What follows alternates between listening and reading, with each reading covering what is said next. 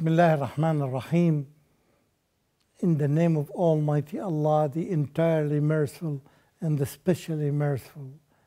Dear viewers across the planet, I greet you with the best greeting, the greeting that motivates us to work for peace. Assalamu alaikum wa rahmatullahi wa barakatuh. May peace be unto you. Ameen, ameen. Dear viewers, welcome to the program. Welcome to Treasures from the Holy Quran. Welcome to, now it's your opportunity and our opportunity to take as much treasures, as many treasures as you can from the Holy Quran. They are for free. You can, as many you can carry, as many you can understand, as many you can convey, take as much as you can. You will never ever repent. You will never blame yourself for the time that you spend with us. You will never miss all these treasures, and I wish that you can take them all, but I want you to benefit yourself and to benefit other people, because we need to share. And if you share all of them, you will lose nothing. This is the nature of these treasures. You learn the words of Allah. You trust them. You share, you understand them. You share them with others. And your rewards will increase more and more and more. I hope we can get these opportunities. Dear viewers, in the previous episodes, at least 3 episodes, we learned from chapter that's called Ankaboot, chapter number 29. We learned the first 6 ayat or so, and all of them were focusing on the nature of the life that we live in, and it is full of tests. And these tests are given to all humans, but different tests. It depends on the level of your belief, the level of your understanding. You will get a test. And the stronger your belief is, the stronger the test and the tougher the test will be. Don't think that, know that anybody can escape these tests. You are going to encounter them. Wherever you go, you will find them. And you will find this shift here in the topic here. Now the Quran tells us about something very important in our life, which is your relationship with the closest people to you. Who are the closest people to you? All of us, it is our parents, no doubt. They have a special status, special place in Islam. They are, you see, in Islam, the people who respect their parents more and more are the Muslims. Because Allah subhanahu wa ta'ala is the one who taught us this, as we are going to see in the ayat that I am going to recite today. And this is ayah number 8. Statement number 8 in the same chapter. Chapter number 29, chapter Al-Ankaboot. And here, what the ayah says in Arabic. أعوذ بالله من الشيطان الرجيم. This is the normal beginning that we always seek refuge with Allah subhanahu wa ta'ala to give us support against the shaitan as he commanded us to do whenever we deal with the words of Allah subhanahu wa ta'ala. أعوذ بالله من الشيطان الرجيم ووصينا الإنسان بوالديه حسنا وإن جاهداك لتشرك بي ما ليس لك به علم فلا تطعهما إلي مرجعكم فأنبئكم بما كنتم تعملون.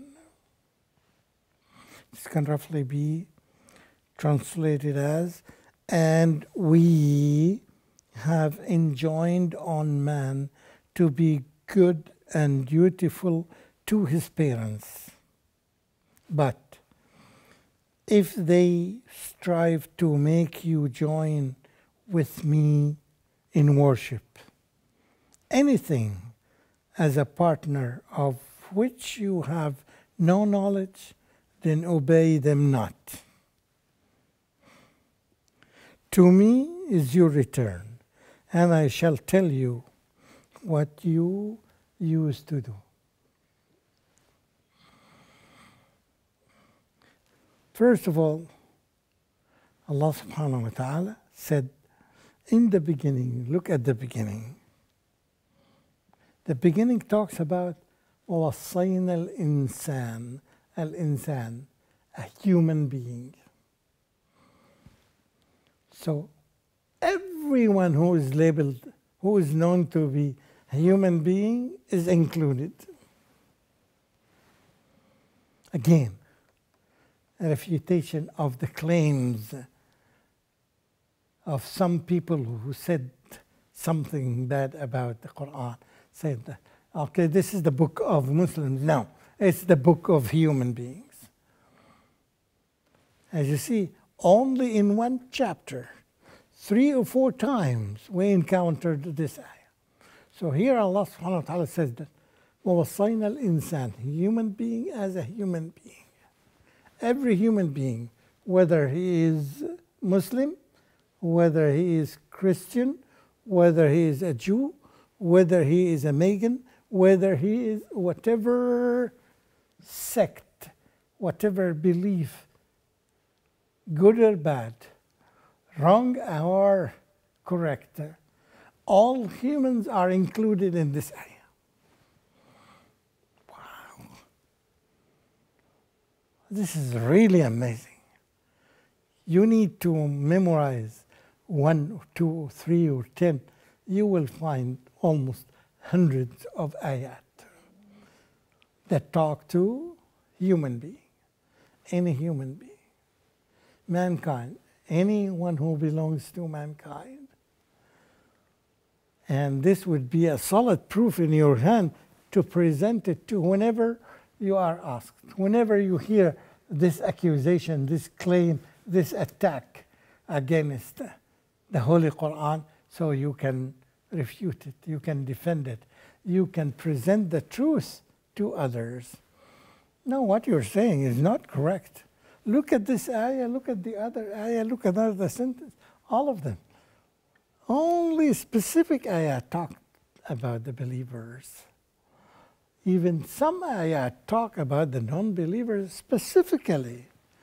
They are what is meant here in this verse. And there are many ayat that talk about all mankind. So here Allah subhanahu wa ta'ala not only asks the Muslims to be obedient, to be dutiful to their parents, rather he asks every human being. And I wish that they teach this ayah or similar ayat to the people at school, to students all over the world. Such ayat. Because I think it gives the parents their dues, their rights of love and respect from their children.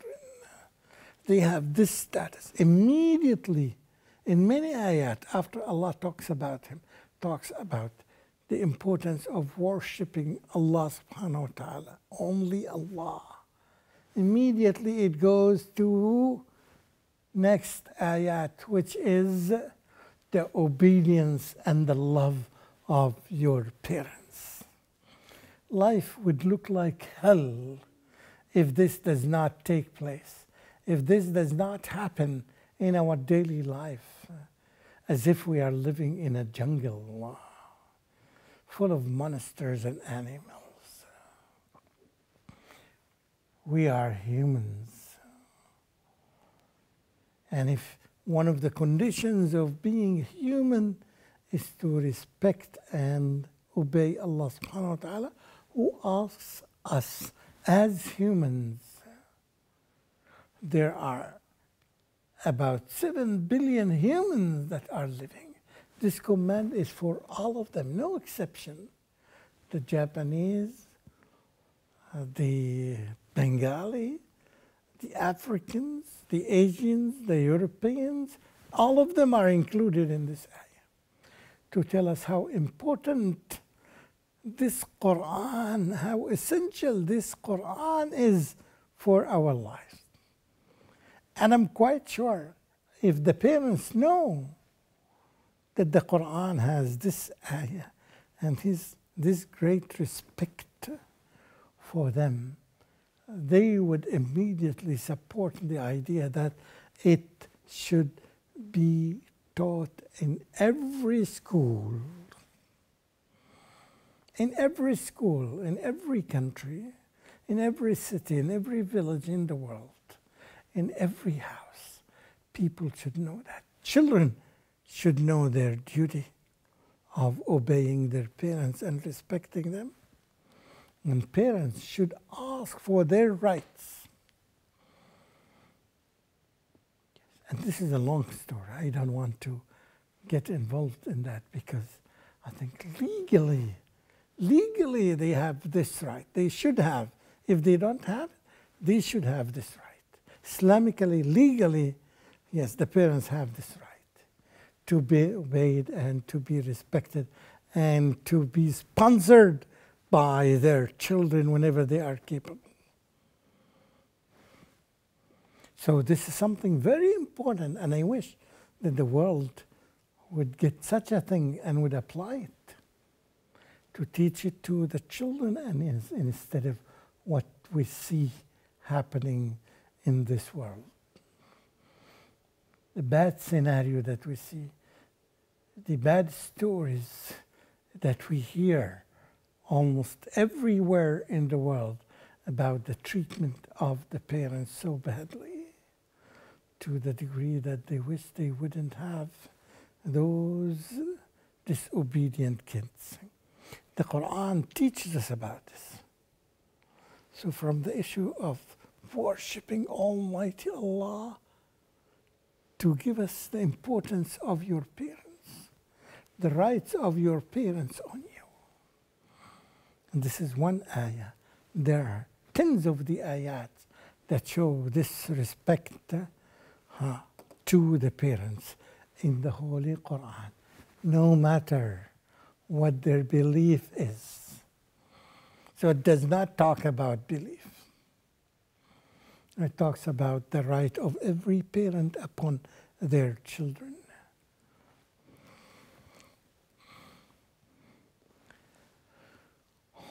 The ayah starts, you have to treat your parents husna, well. You have to treat them very good. But except if they try to force you, to command you to obey someone other than Allah, besides Allah, no. It's not absolute obedience to the parents, no. You are commanded to obey them, no matter what their belief is. Even if you have a belief that's different from their belief, you have to treat them well. To that level. But when they exceed the limit, when they try to abuse their rights and to force you to obey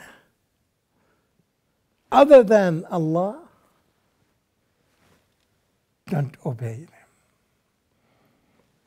Don't obey them. Yet, you are still respecting them and dealing with them and treating them very well. Yet, you are not supposed to obey them when they ask you to worship someone else besides Allah, beside your Creator. You see the level? Yes, they have some rights, very important rights, and you have to respect them. And all the time you deal with them in a very good way, and you obey them in everything except when they ask you to obey or worship others or other than Almighty Allah.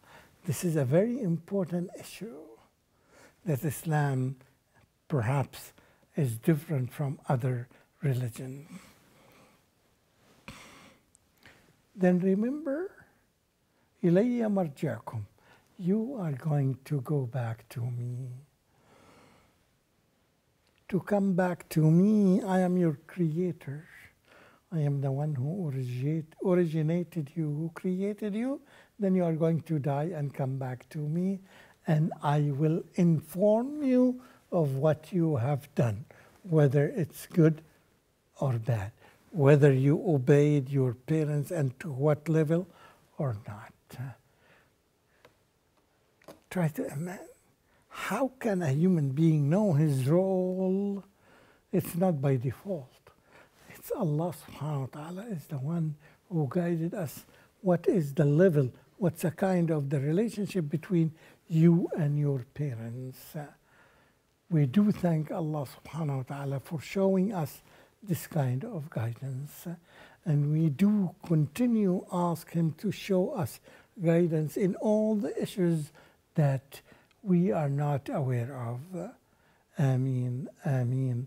وآخر دعوانا أن الحمد لله رب العالمين وصل اللهم على نبينا محمد وعلى آله وصحبه أجمعين والسلام عليكم ورحمة الله وبركاته.